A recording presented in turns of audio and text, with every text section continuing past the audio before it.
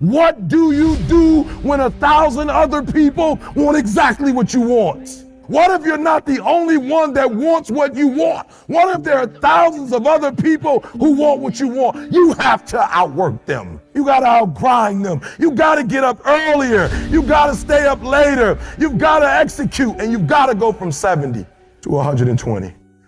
Once something's important to you, it never leaves your mind. If you always dreamt about being a singer-songwriter and you never did it, you will be haunted by that at the age of 70 because it's still right here, stored in the back of your mind. It's something that's meant for you.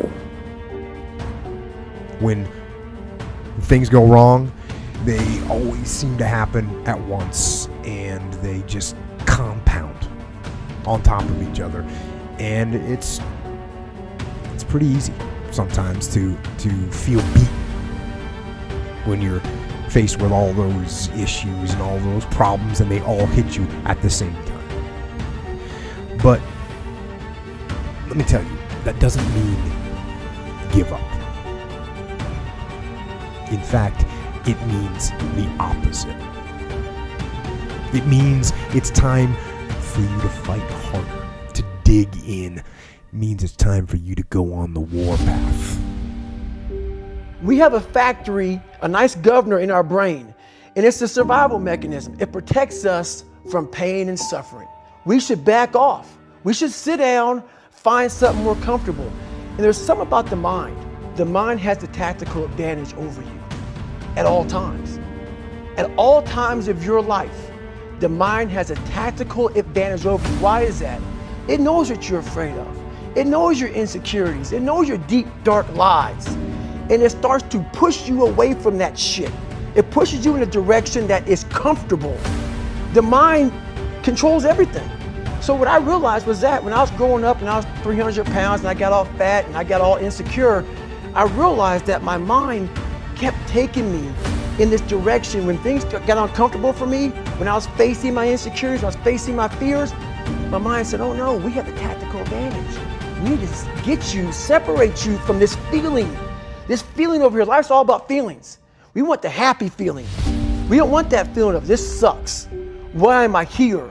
And you don't have any, so you can't answer those questions, so you leave. I started realizing that if in that moment, and you are now in charge of your brain versus your brain ruling you, that's where all that stuff comes from. So the 40% rule is all of that. You get to 40%, your brain says, we're done. Let's roll, man. This is starting to get painful. This is uncomfortable. At 40%, I'm feeling pain. That's where the 40% rule kicks in. Now it starts. Okay, I'm feeling pain. It starts telling you all these things. You start to believe it because the mind controls all.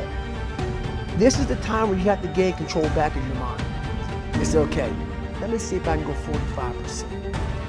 And once you start giving yourself more and more hope and start realizing, okay, the mind starts to be, okay, what are you doing? We're supposed to be going right and you're going left. You start then controlling your mind. You know, tough times, this is what they do in our lives. They reveal what we are made of. But they reveal what we are made of. You know, I will never know who you are until you go through tough times. I will never know what you are made of until you go through tough times. You will never know your true friends until you go through tough times. You will never know your true husband until you receive a message from the doctor that says there's no chance for you, of giving birth to children. You will never know his heart. You will never know. You will never know the wife that you have until you lose your job. That is when people are being revealed. Tough times, they reveal the true us. They reveal our true friends. They reveal what we are capable of. You will never know what you are capable of until you go through tough times.